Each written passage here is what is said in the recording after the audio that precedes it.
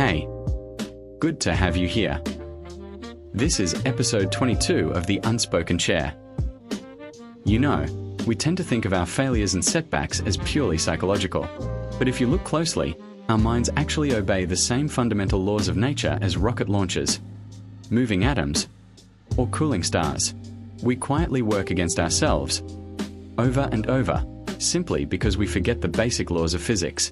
Tonight, I want to lighten things up and look at our own behavior through a different lens. Get comfortable in your safe space, pour some tea. Let's go through 5 questions and 5 physics principles that explain some of our biggest life traps. Let's start with getting stuck in the past.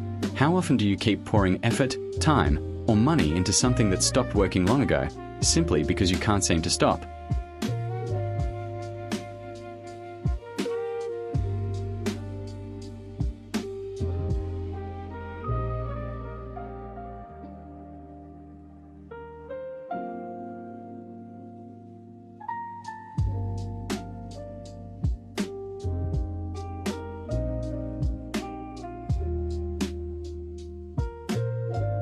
In physics, this is Newton's first law, the law of inertia. An object stays at rest, or keeps moving in a straight line, until an outside force acts on it and changes that state. In life, we often keep rolling forward inside old projects and old relationships, purely out of momentum, because stopping requires a huge external effort. I couldn't let go of a failing venture myself for a long time, because the sheer momentum of the thought kept convincing me to push forward. But once you realize that what's actually happening isn't loyalty to a goal, it's simple physical inertia, it becomes a lot easier to hit the brakes. Applying real force to stop something that's rolling toward the edge is one of the most rational decisions you can make. From momentum, we move naturally to the second question. How often do you ignore the first warning signs in people or situations, hoping everything will somehow sort itself out?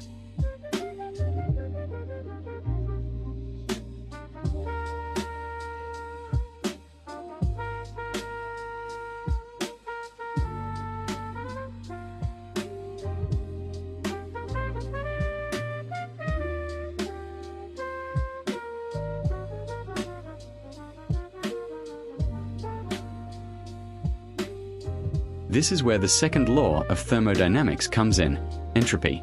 In any closed system, chaos and decay only increase over time, unless outside energy is deliberately put into it. If you see a crack forming and do nothing about it, the system won't fix itself, it will inevitably break down. We often hope that troubled relationships, or chaotic situations, will settle on their own. But physics is unforgiving here. Without your active, conscious effort, entropy only grows. Noticing a crack in time, and doing something about it, is the only thing that saves a structure from total collapse. The third question is about built-up tension and exhaustion. How often do you wait for a full breakdown, or a full-blown crisis, instead of releasing internal pressure while there's still time?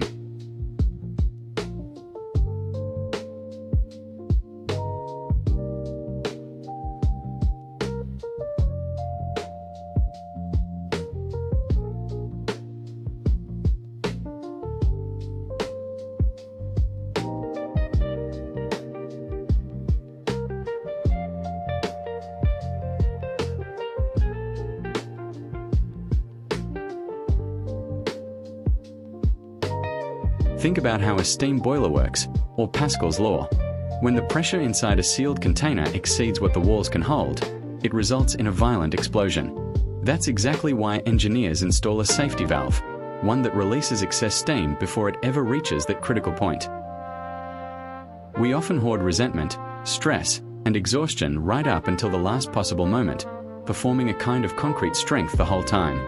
And then something small happens, and we come apart at the seams. Build yourself the habit of releasing your own safety valve, in time, through movement, a walk, or an honest conversation. Since we're talking about impulsivity, the fourth question, how often do you make life-changing decisions while emotionally overheated, in a state of chaos?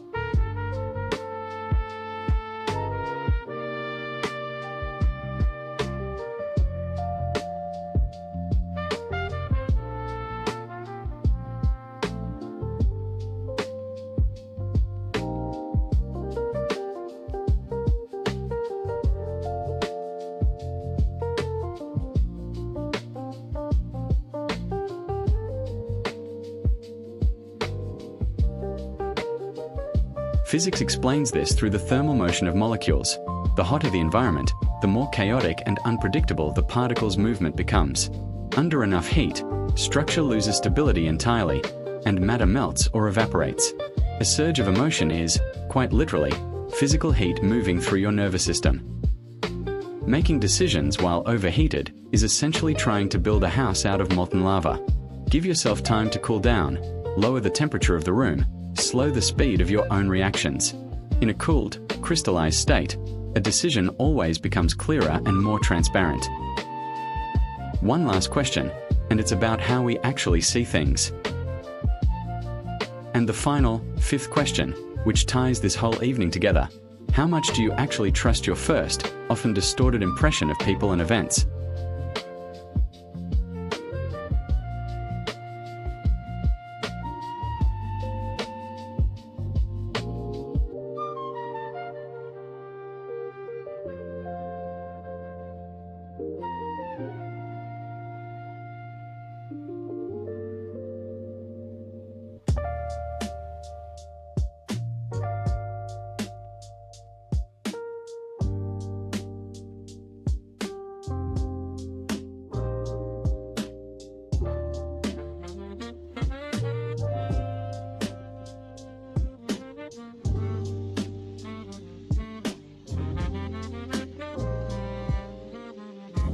In optics, this is called light refraction.